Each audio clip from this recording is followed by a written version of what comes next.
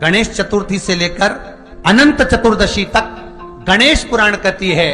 तो गणेश जी अगर लेकर आ रहे हैं तो बैठी हुई मूर्ति लेकर आए, और गणेश जी लाए मना नहीं है। गणेश जी जब लेकर आए तो घर में बिठाने के लिए ला रहे हैं तो राइट सूंड का गणेश लेकर आए, सीधी हाथ का।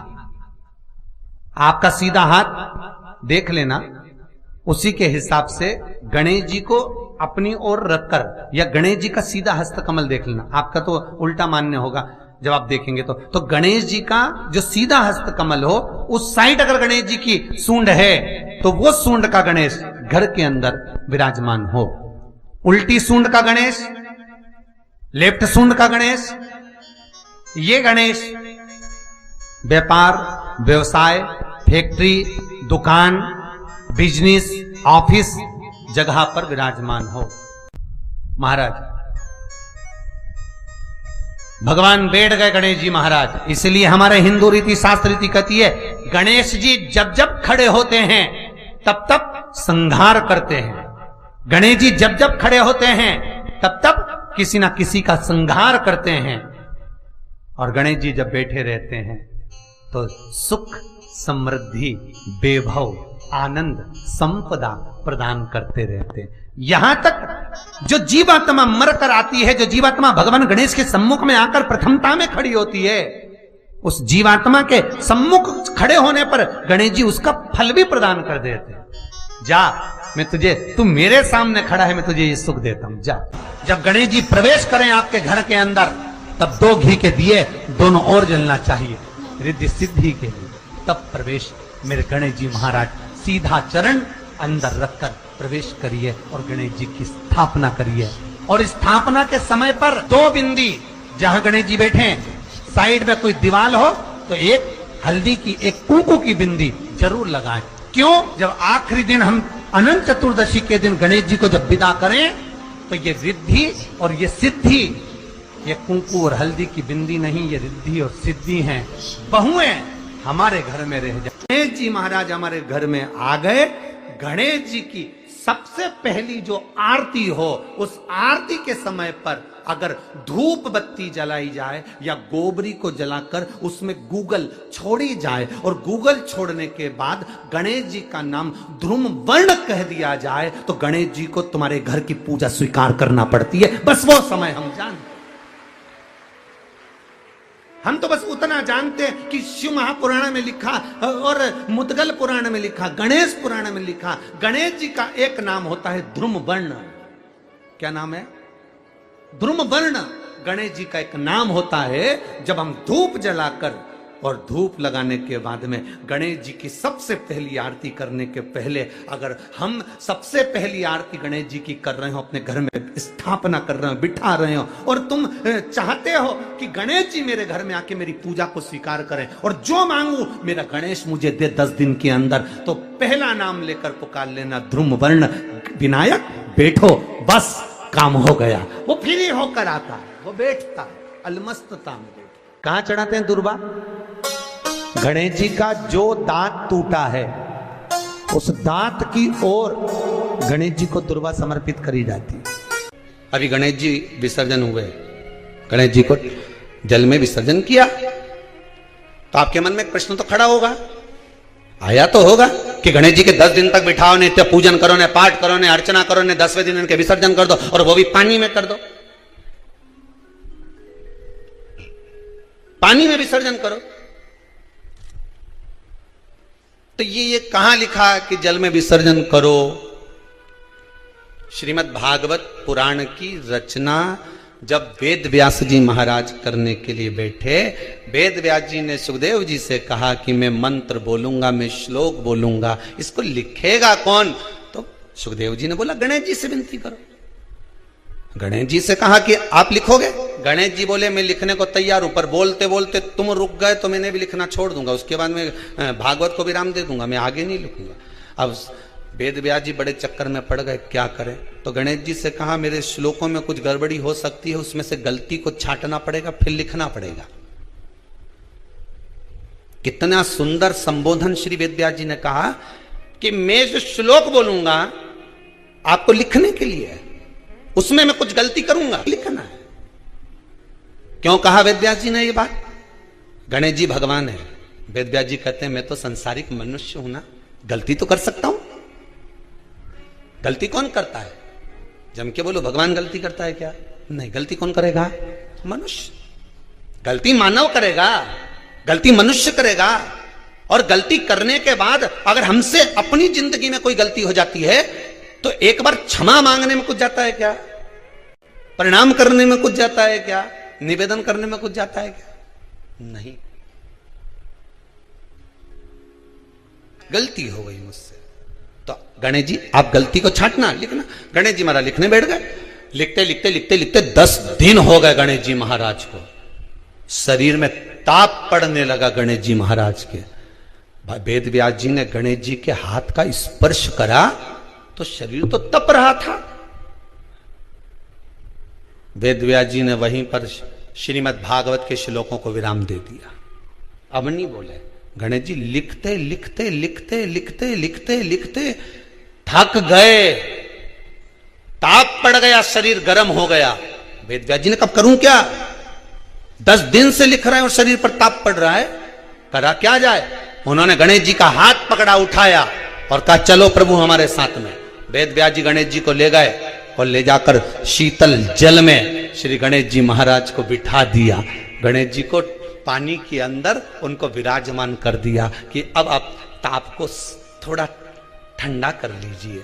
शीतल जल में बिठाया। उस दिन से नियम हो गया कि 10 दिन गणेश जी बैठते हैं और फिर उनका विसर्जन होता है पानी के अंदर, जल के अंदर। शरीर का ताप मिट जाए। तो गणेश जी ने वचन दिया है वेदव्यास जी महाराज को, आपने मेरे ताप को मिटाने के लिए मुझे जल में बिठाया है। जो मुझे जल में विसर्जन करेगा मेरा ताप तो मिटेगा ही, साथ में जो मुझे जल में विसर्जन करेगा उसके जीवन के भी ताप को मैं मिटा दूंगा, उसके जीवन के ताप को मैं मिटा दूंगा। ताप मिटा दिया।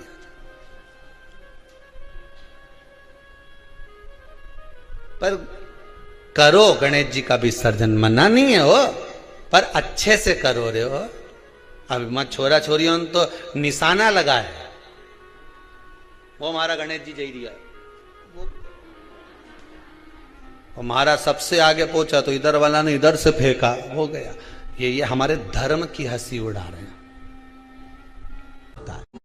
शिव को और गणेश को बेलपत्र शमीपत्र समर्पित होता है।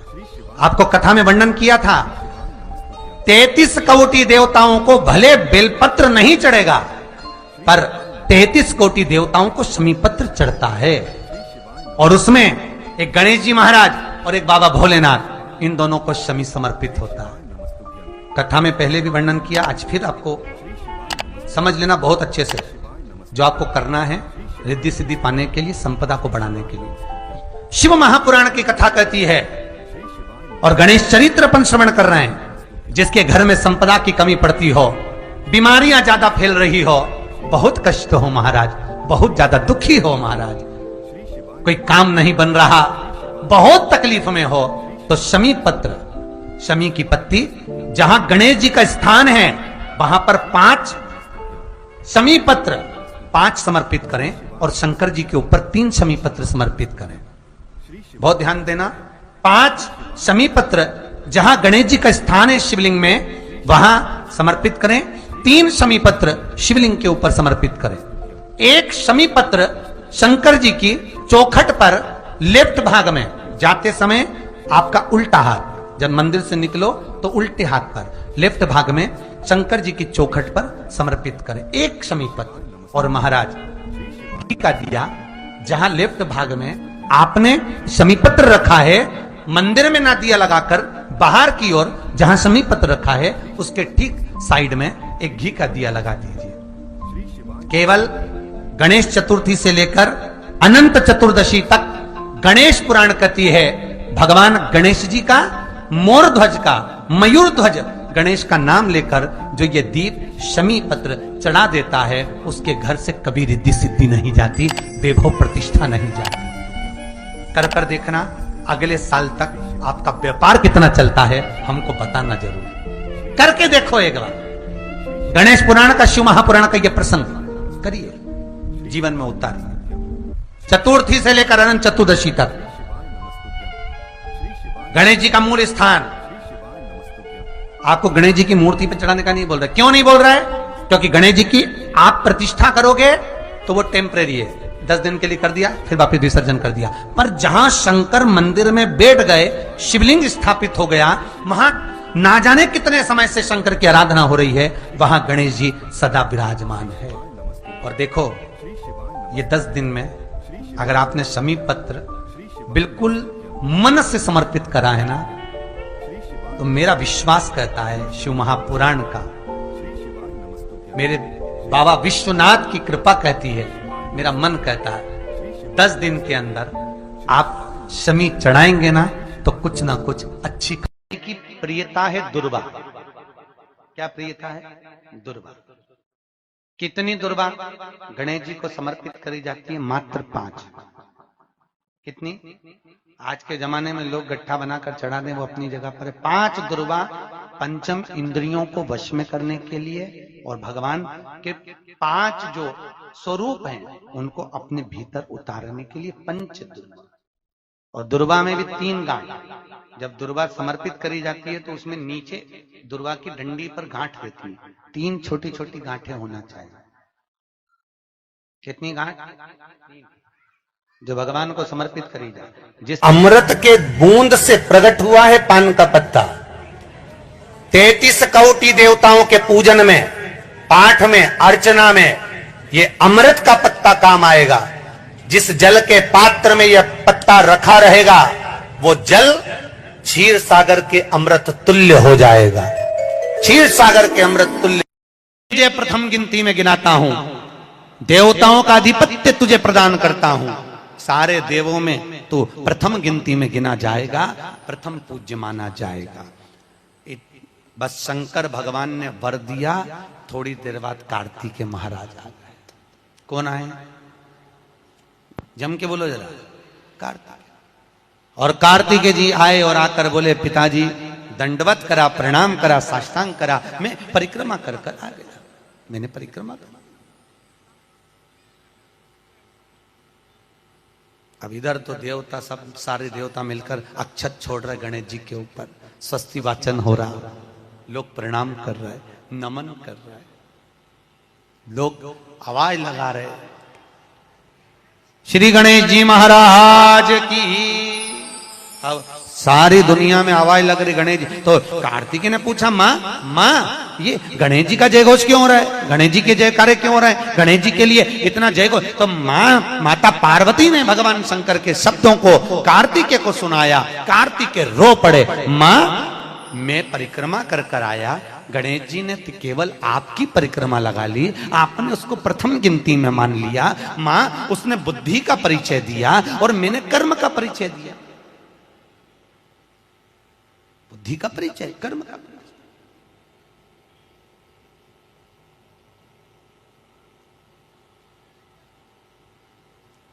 मैंने कर्म कर दिया। महाराज, व्यक्ति को उसके भाग्य का मिलता है कि कर्म का मिलता है? जल्दी बोलो। कर्म का। आपका क्या विचार है? ये लोग तो बहुत दूर बैठे हैं, इसलिए इनसे पूछ ही नहीं रही हूं। अब गणेश जी महाराज को भगवान कार्तिकेय महाराज बोल रहे हैं, माँ मैं कर्म करने गया था, मैं परिक्रमा करने गया था, और यहाँ गणेश जी महाराज को तुमने प्रथम गिनती में बना दिया। माँ ये क्या हुआ? माता पार्वती को गुस्सा तो बहुत आया, क्रोध भी आया। माँ पार्वती की आंख में अश्रु भी भर गए महाराज, आंसू है माता पार्वती के नयन, अश्रु।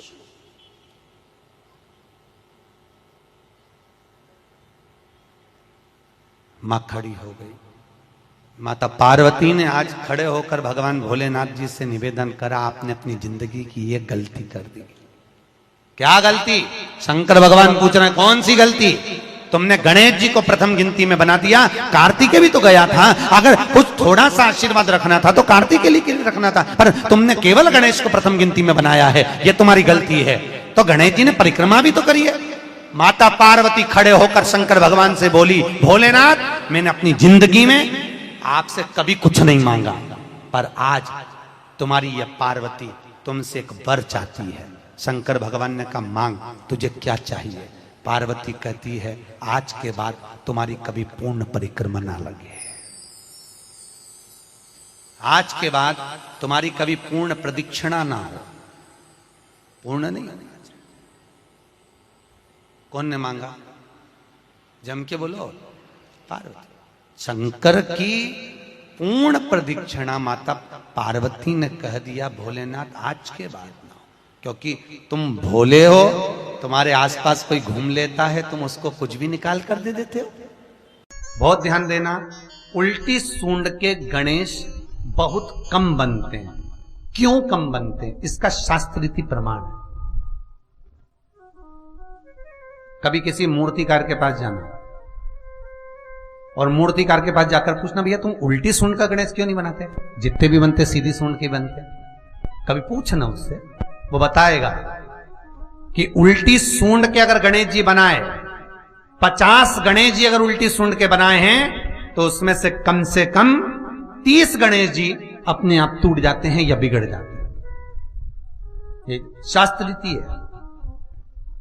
उल्टी सूंड का गणेश बहुत कम पक पाता है या मिट्टी का बन पाता है। और यदि आपने अपने हाथों से भी उल्टी सूंड का गणेश मिट्टी का बनाया, तो 10 दिन पूजन करोगे, 10 दिन के अंदर वो मूर्ति, वो सूंड, वो गणेश जी चटक जाएगा। उल्टी सूंड का गणेश टिकता ही नहीं है, वो बीच में से खंडित हो ही जाएगा। तो आप देखना, उल्टी सूंड का गणेश जी लोगे तो कहीं ना कहीं हाथ नबा होगा, कहीं पांव नबा होगा, कहीं पीठ नबी होगी, कहीं कुछ खंडित होगा, कुछ ना कुछ उसमें मिस्टेक मिलेगी ही, यह पक्का है। और ना मानो तो आपके नगर में भी जाकर देखो, आप तो गणेश जी लेने जाओगे ना, तो विचार करना, शिव कथा सुन रहे हो कि गलत है कि सही, आप देखना जाए। सीधी सूंड के गणेश जी देखोगे तो खंडित कम मिलेंगे, पर उल्टी सूंड का अगर गणेश जी ढूंढोगे तो कहीं हाथ की उंगली, कहीं पांव, कहीं पीठ, कहीं कमर, कुछ ना कुछ उसमें कमी मिलेगी ही, ये पक्का।